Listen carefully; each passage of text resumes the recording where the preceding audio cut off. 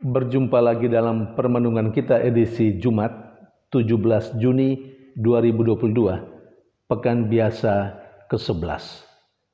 Bacaan-bacaan liturgi hari ini, bacaan yang pertama dari kitab kedua Raja-Raja, bab 11 ayat 1-4, ayat 9-18, dan ayat 20. Dan bacaan Injil dari Injil Matius, bab 6 ayat 19 sampai 23. Kedua bacaan liturgi hari ini menantang kita semua, saya dan Anda, untuk tampil sebagai pembaharu kehidupan. Bacaan yang pertama,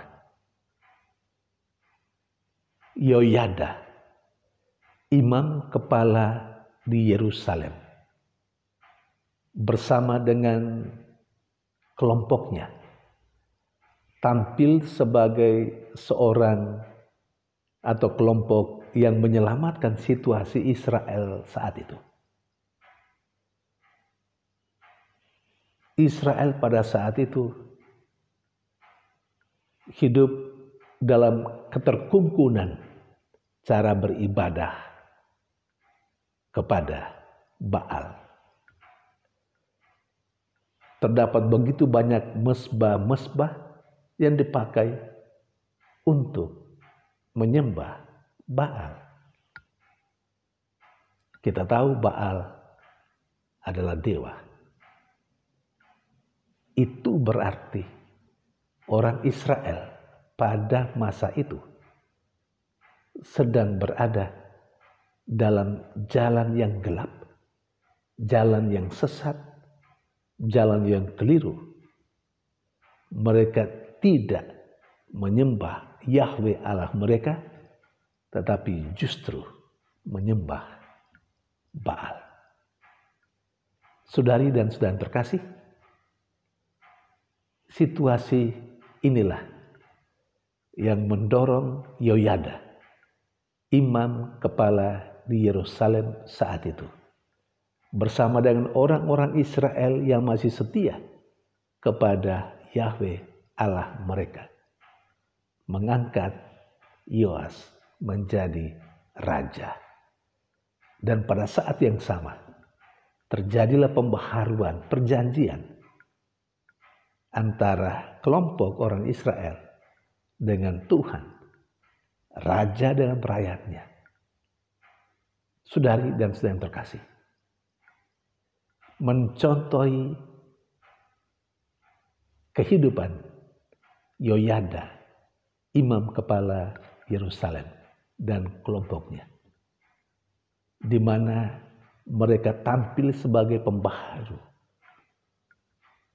Yang mereka baharui adalah kehidupan beragama, kembali kepada penyembahan yang benar, yakni kepada Yahweh yang sudah lama ditinggalkan oleh banyak orang Israel.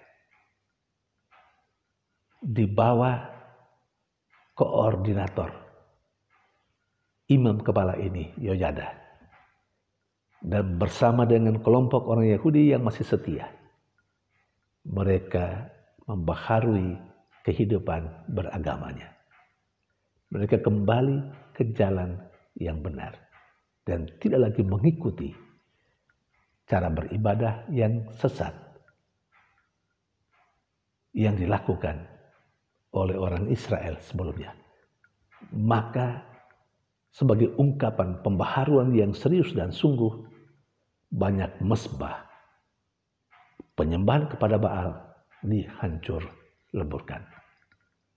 Saudari dan saudara yang terkasih, lebih dari Yoyada, tampil Yesus dalam perjanjian baru. Yesus dalam perbuatan-perbuatannya. Yesus juga dalam pengajarannya, termasuk pengajarannya menurut bacaan Injil hari ini. Sesungguhnya memberikan sebuah pembaharuan. Pembaharuan atas cara hidup manusia yang banyak kali melekatkan diri pada harta dunia, yang punya kecenderungan untuk mengumpulkan harta dunia sebanyak-banyaknya. Sesungguhnya kita harus memahami penegasan Yesus dalam bacaan Injil hari ini dengan baik. Karena kalau kita cuma sepintas memahaminya, maka kita akan salah mengerti, salah paham apa yang dimaksudkan oleh Yesus. Saya teringat ajakan Yesus dalam bacaan Injil hari ini dengan apa yang Yesus ajarkan mengenai Allah dan Mamon. Ketika Yesus mengajarkan kepada para muridnya dan semua orang yang mengikuti dia tentang Mamon, Yesus meminta supaya orang menggunakan Mamon. Orang bersahabat dengan Mamon, tapi Mamon diharapkan menjadi sarana orang sampai kepada Allah. Mamon harus dipakai sebagai sarana di mana orang boleh atau bisa meraih harta surgawi.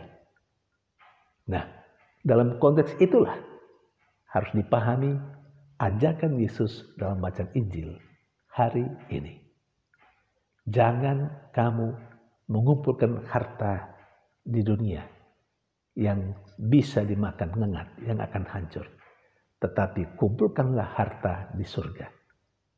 Artinya, Yesus sebenarnya tidak melarang orang mengumpulkan hal-hal yang duniawi. Tetapi jangan sampai harta duniawi begitu menutup mata hati manusia sehingga manusia hanya sampai pada harta duniawi saja, sehingga manusia hanya mengumpulkan harta duniawi ini untuk kehidupan di dunia ini. Ini yang Yesus mau cegah. Karena itu Yesus menampilkan sebuah ajaran yang baru. Silakan menggunakan harta dunia. Tetapi harta dunia yang saat ini ada pada kita, pada manusia, pada siapapun, harus dipakai untuk menginvestasi kehidupan surgawi. Artinya, hal yang duniawi ini harus dipakai dan digunakan untuk mendapatkan dan meraih harta di surga.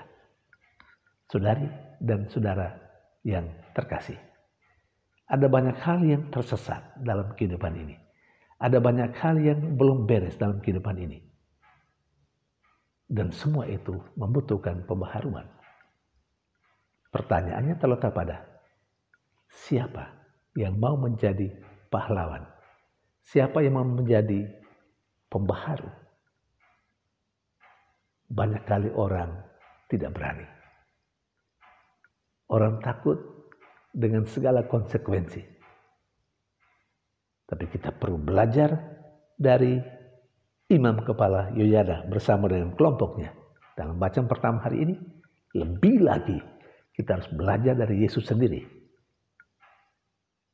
Tampil sebagai pembaharu. Supaya banyak orang tidak berjalan pada jalan yang sesat, yang keliru. Tetapi berjalan pada rel yang tepat dan benar. Hidup ini tidak saja untuk hari ini dan di dunia ini. Hidup ini selain untuk hari ini, tapi juga perlu dipikirkan untuk meraih masa depan. Tuhan memberkati.